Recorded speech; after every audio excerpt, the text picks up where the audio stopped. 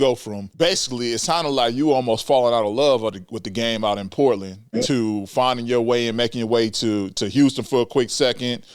Playing with Yao, playing with T-Mac when he went on that incredible, 13 points in 10 seconds or whatever it was. So you were there for all of that. And then you found your way, playing with Miami, which is crazy because you had Shaq, you had who else? Gary Payton, you had D-Wade. You back with another teammate, Dwyane, Zoe, Big Zoe was playing. So y'all had a whip. Yeah. Y'all knew y'all could not lose. James Posey. The only team.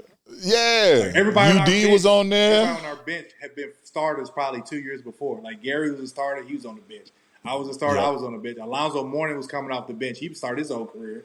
Antoine Walker started all his career. That was 4 of us coming off the bench who are usually starters in the league. So you knew your bench was going to at least give you something. Yep. The only other team, which was everybody always talks about, is like, man, Dallas, they should have beat y'all, but clearly y'all would have won us. He said, shut up, but hey. They was loaded. Man. We had veterans who understood how to play, and then Dwyane just went on the tour. Yeah. Like, he just was on fire at the right time. To win 4 games back all in a row, that was a tremendous run right there. Man, I love it. So you end up going to Charlotte, closing out the career there. You're coming in, you're ending your career. Now you're headed into your second half. What was that experience like for you? Were you ready? Were you not? Did you ever go through a mental kind of space of like, man, I actually missed the game? Or like, what was that kind of transition into your second half? Well, I was another situation. Life happened. I wasn't looking for both my parents because they never seen me play. Never came to a game or anything. So I wasn't looking for my parents. Wow. I found my dad, man, and I talked to him. He was 6'9". My dad was 3 inches taller than me. Crazy.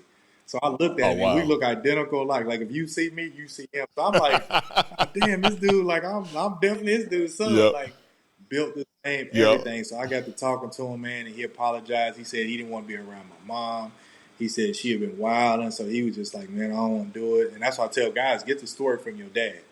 One side is not always the truth. So I talked to my dad, and he was like, your mom was just like an angry, volatile woman. And I just couldn't stand it, man. And I love you, son, but I just couldn't be around you. I said, why don't you come around? He said, man, I have my own demons. He said, but I apologize. I want you to know, I'm proud of you. I've been watching you, keeping you up. And he said, I don't need nothing from you. I'm just glad you found me, before, too late. And I was like, what you mean? He's like, I got cancer. So it's like a year after I met my dad, he died, man.